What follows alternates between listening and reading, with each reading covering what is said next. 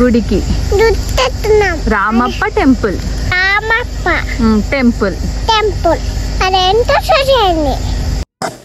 మనకి రామప్ప టెంపుల్ అయితే హైదరాబాద్ నుంచి 187 కిలోమీటర్స్, ఇంకా వరంగల్ నుంచి 67 కిలోమీటర్స్ దూరంలో అయితే ఉంది. ఈ రామప్ప టెంపుల్ ములుగు డిస్ట్రిక్ట్లో పాలంపేట్ విలేజ్లో ఉంది. కాకతీయ రాజు గణపతి దేవుడు సామ్రాజ్యంలో సేనాధిపతి ఇంకా మంత్రివర్గ సభ్యుడు అయిన రేచర్ల రుద్రుడు ఈ ఆలయంని నిర్మించారు.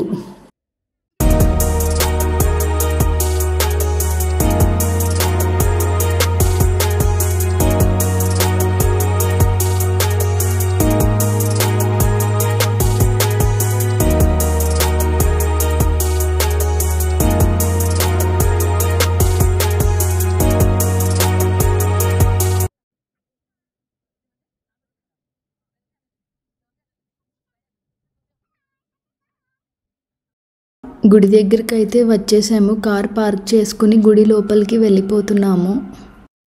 గుడి బయట అయితే ఇలా చిన్న చిన్న స్టాల్స్ అయితే పెట్టారు. రేచల రుద్రుడు యుద్ధంలో గెలిచినందుకు ఈ ఆలయం నిర్మించారు. క్రీస్తు శకం 1173 నుంచి 1213 వరకు నిర్మాణం జరిగింది. అంటే 40 సంవత్సరాలు పట్టింది ఈ ఆలయం మొత్తం నిర్మించడానికి. ఈ ఆలయం 2021లో యునెస్కో వరల్డ్ హెరిటేజ్ సైట్ కింద గుర్తించారు. ఈ ఆలయం ఆర్కిటెక్చరల్ సిగ్నిఫికెన్స్ ఇంకా కల్చరల్ వాల్యూని చూసి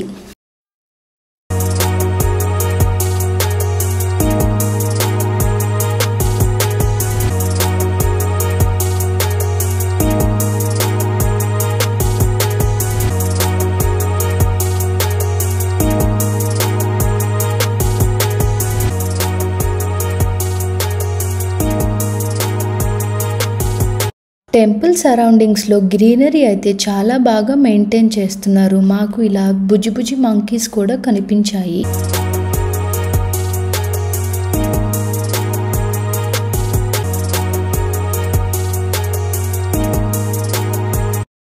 అసలు రేచర్ల రుద్రుడు నిర్మించిన గుడిని రామప్ప గుడి అని ఎందుకు అంటున్నారో తెలియాలంటే వీడియోని లాస్ట్ వరకు చూసేయండి. దర్శనం చేసుకోవడానికి గుడిలోకి అయితే వెళ్ళిపోతున్నాము.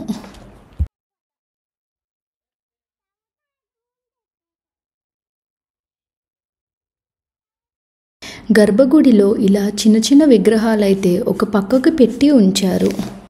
దర్శనం అయితే చాలా బాగా అయ్యింది. దేవుణ్ణి అలా చూస్తూ ప్రశాంతంగా ఉండిపోవాలని అనిపించింది. గుడి ఎదురుగుండా ఉండే నంది మండపంలోకి వెళ్తున్నాము. ఇప్పుడు నంది దర్శనం చేసుకోవడానికి.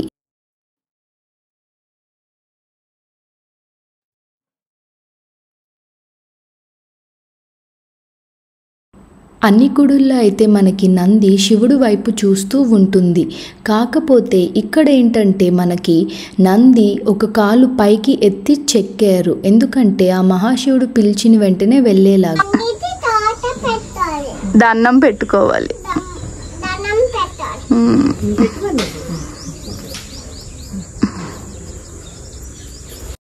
మీకు ఇందాక చెప్తాను అన్నాను కదా, ఈ గుడికి రామప్ప పేరు ఎందుకు వచ్చిందంటే ఈ గుడి ప్రధాన శిల్పి రామప్ప. ఈ శిల్పాలన్నీ ఎంతో బాగా చెక్కినందుకు ఆయన పేరు ఈ గుడికి పెట్టారు అక్కడున్న ప్రజలందరూ. ఈ శిలాశాసనం పైన అయితే తెలుగు ఇంకా కన్నడలో అయితే రాసి ఉంది. ఎవరు కట్టారు, ఎప్పుడు కట్టారు, ఎందుకు కట్టారు అవన్నీ కూడా దాని మీద ఉంది. ఇప్పుడు ఈ మండపంలో మనకి ఇంకొక శివలింగం అయితే ఉంది. అదేంటో చూసేద్దాం పదండి.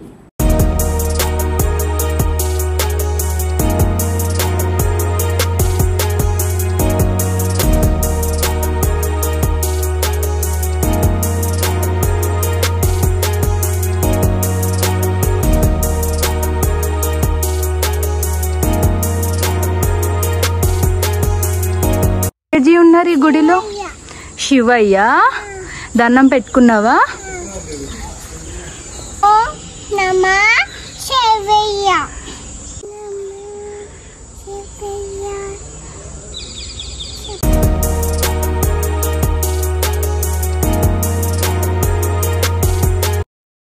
మన దేశంలో శిల్పి పేరుతో ఉన్న ఆలయం ఇదొక్కటే. అప్పటిలో ఢిల్లీ సుల్తాన్ కాకతీయ రాజ్యం పైన దాడి చేసినప్పుడు ఈ ఆలయంని చాలా వరకు డ్యామేజ్ చేశారు. తర్వాత ఆర్కియాలజికల్ డిపార్ట్మెంట్ వాళ్ళు చాలా వరకు ఈ టెంపుల్ని రెనోవేట్ చేశారు. ఆలయం మొత్తం రాయితోనే నిర్మించారు. ఆలయ గోపురం కూడా రాయితో నిర్మిస్తే ఆలయం పైన ఎక్కువ బరువు పడుతుందని తేలిక ఇటుకలతో నిర్మించారు. అవి ఎలాంటి ఇటుకలు అంటే వాటర్ పైన కూడా ఫ్లోట్ అవుతాయి. ఆ టెక్నాలజీ వాడి మనకైతే ఈ గోపురాన్ని అప్పట్లోనే అలా డిజైన్ చేశారు. చూశారు కదా ఈ గుడి వీడియో అంతా. అందరూ తప్పకుండా వచ్చి దర్శనం చేసుకోండి. మీకు బాగా ప్రశాంతంగా కూడా అనిపిస్తుంది. చూడండి ఎంత బాగుందో. Bye. Please like, comment, share and subscribe to our YouTube channel World of Ikshu. Thank you.